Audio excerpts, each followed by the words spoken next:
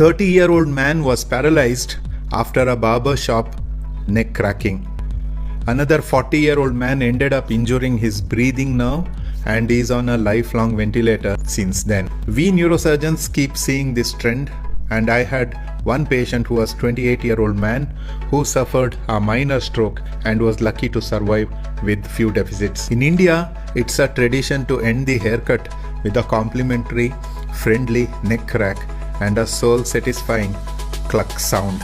But this haircut may end up in a nerve cut and make you paralyzed for life. This 30-year-old man was unlucky. He died in 3 days after suffering paralysis on the barber's chair. What's going on here? When someone cracks your neck, it can injure your brain artery called vertebral artery, which causes an immediate life-threatening stroke, making you paralyzed for life. It can also cause neck bone fracture in older people.